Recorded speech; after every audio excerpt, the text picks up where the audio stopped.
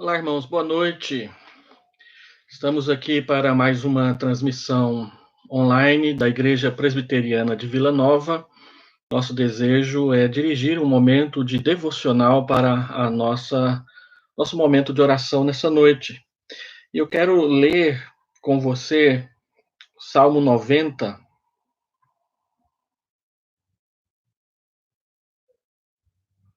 Salmo 90, somente o verso 1 e o verso 2. Senhor, tu tens sido o nosso refúgio de geração em geração. Antes que os montes nascessem e se formassem a terra e o mundo, de eternidade a eternidade, tu és Deus. Olha o verso 1. Senhor, tu tens sido o nosso refúgio de geração em geração.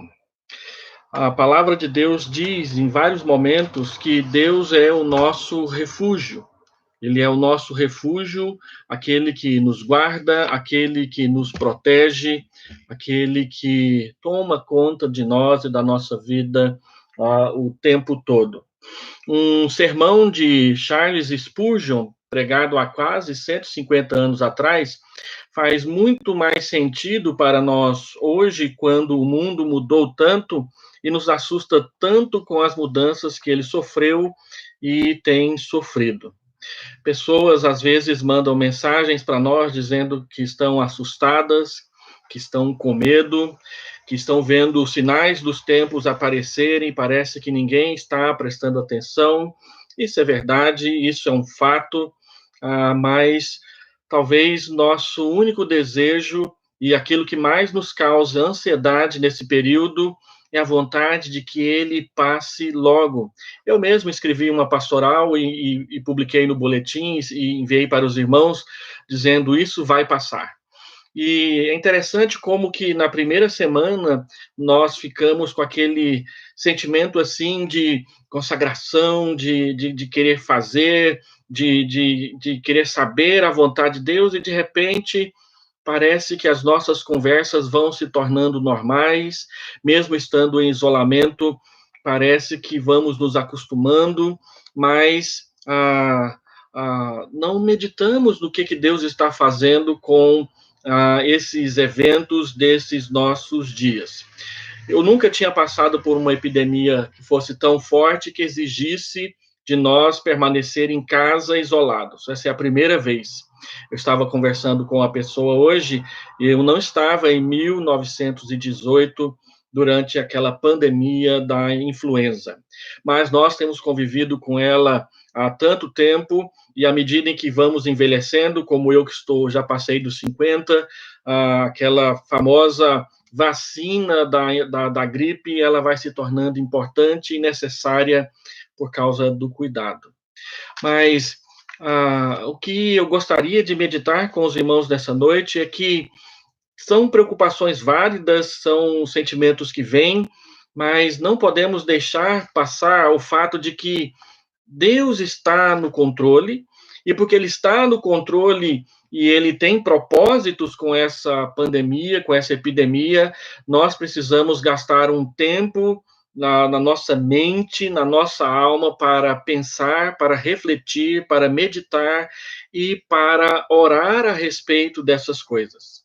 E um dos sentimentos que nós precisamos meditar sobre ele é exatamente esse sentimento sobre a brevidade da vida e os compromissos que nós temos com as coisas deste mundo, dessa vida, antes de nos conhecer a Jesus. O Salmo 90, todo mundo sabe, ele foi escrito por Moisés.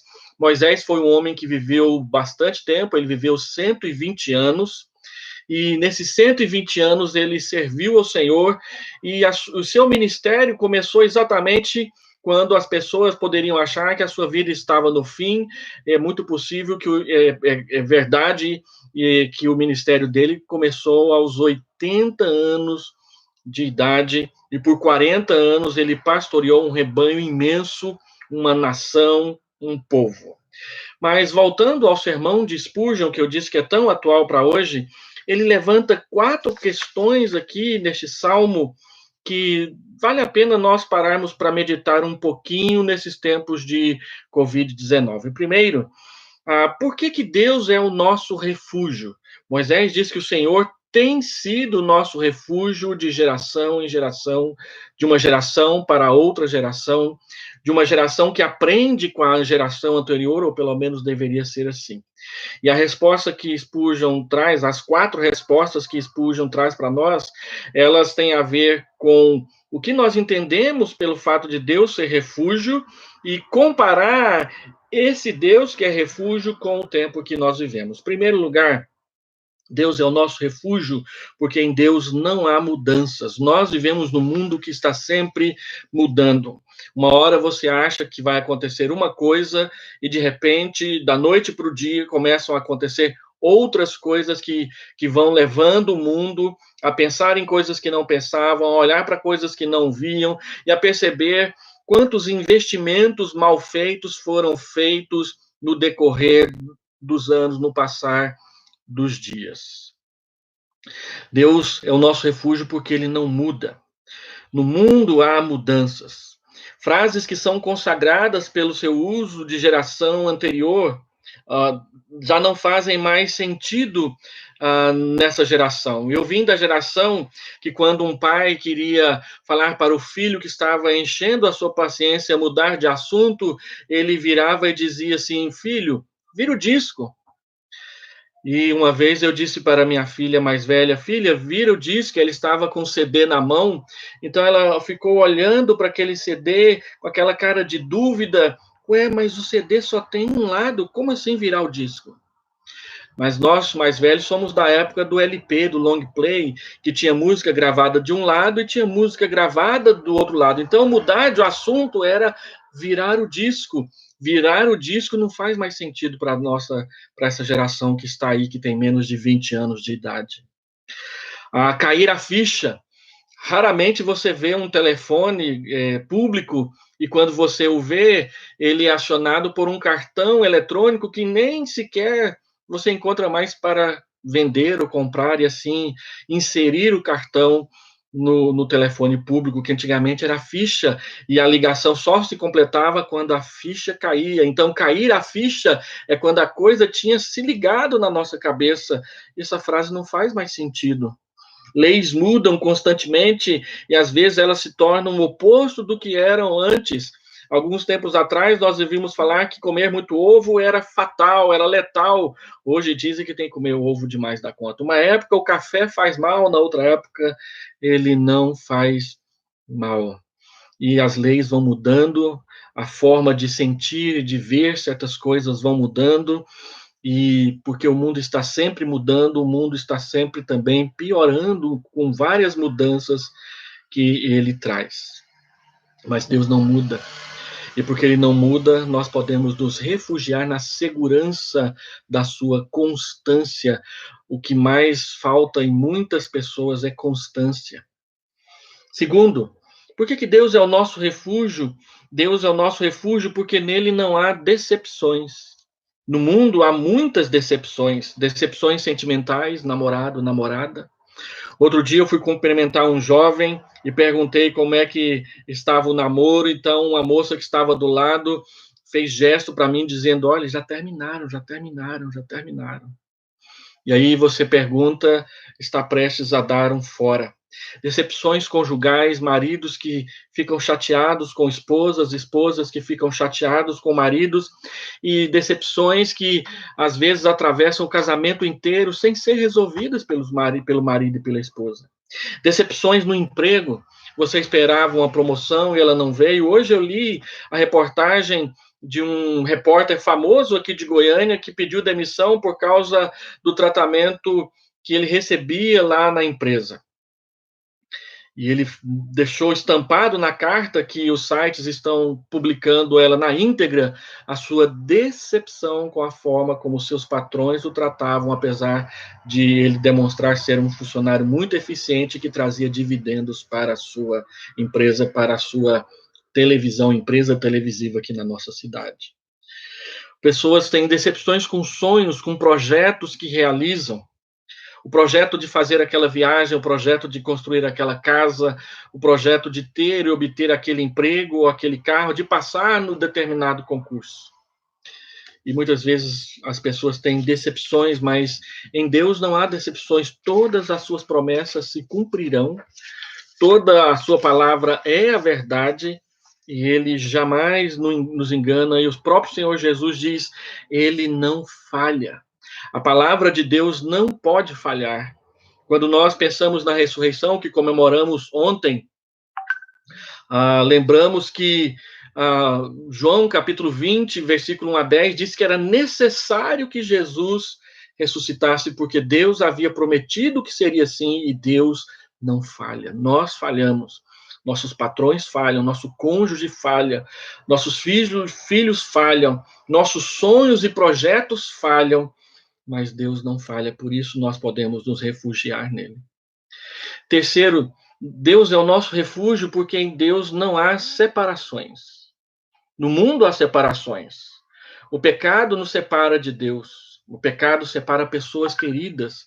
Uma mentira, uma trapaça, uma traição separa pessoas amigas, separa marido, esposa que conviviam bem há um bom tempo. No mundo há separações porque surgem inimizades. Eu conheço na história da IPB a história de dois pastores que eram amicíssimos, mas com aquela questão de 1903, quando a IPB se dividiu ao meio por causa de algumas questões, dentre elas a maçonaria, mas não a única, aqueles dois pastores que eram amicíssimos se tornaram inimigos um do outro por estarem em posições diferentes quanto ao posicionamento que a igreja deveria ter perante a sociedade e certas entidades, instituições dessa sociedade. No mundo existem separações dentro da igreja por causa das heresias. Eu tive um colega de seminário que ele era aquele camarada que pregava bem, que todo mundo gostava, que se comunicava muito bem, mas ele não prestava atenção nas doutrinas direito e ele ia atropelando as doutrinas e nós falávamos para ele, cuidado, você pode entrar por uma vereda complicada, e ele foi abraçando a heresia, foi abraçando a heresia, foi abraçando a heresia. Eu tive um aluno no seminário que era muito inteligente, e um dia ele foi fazer um curso de História na Universidade Católica, e conheceu um professor que era neo-ortodoxo quanto à doutrina, e então ele voltou para o seminário dizendo, nossa, mas esse caminho da neo-ortodoxia é fascinante.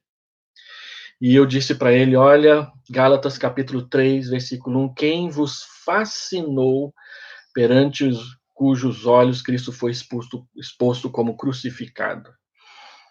E ele se irritou, e ele se afastou, e ele abandonou o nosso seminário, e hoje ele vive naquilo que nós chamamos de liberalismo teológico, não crendo que a Bíblia é a palavra de Deus por causa de heresias. No mundo, nós nos separamos por causa de competição. Se alguém se dá bem e se alguém não foi você, você fica com inveja, você fica com ciúme. E pessoas que eram amigas, pessoas que cooperavam umas com as outras, de repente começam a trabalhar umas contra as outras, porque eles se separam, elas pensam diferente, elas querem diferente, elas almejam diferente e não conseguem mais caminhar juntas. No mundo há separações, mas em Deus não. Nós estamos com Deus aqui, e quando morrermos, vamos estar com Ele na eternidade, mas jamais separados, porque nenhuma condenação há para os que estão em Cristo Jesus. E o Senhor Jesus diz que aquele que nele crê não anda nas trevas, e onde Ele está, nós estaremos também. Quando nos encontrarmos com o Senhor no dia do arrebatamento, a palavra de Deus diz que tão logo nos encontremos com Ele nos ares, onde Ele estiver, nós estaremos também. Não há separação em Deus. E quarto e último lugar, por que Deus é o nosso refúgio? Deus é o nosso refúgio porque em Deus não há morte. No mundo há morte. O pecado gera morte. O salário do pecado é a morte, diz Romanos 6, 23.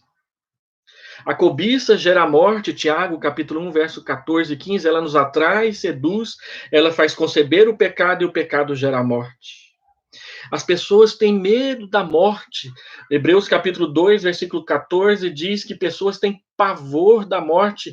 Eu conheço pessoas que, quando nós falamos em morte, elas se assustam. Até mesmo irmãos da igreja, quando o assunto da morte aparece, parece que temos que fazer o sinal da cruz, parece que a porta do cemitério abriu e nós temos pavor da morte. Muitos de nós dizem que não tem medo da morte em si, mas tem medo de como vai morrer.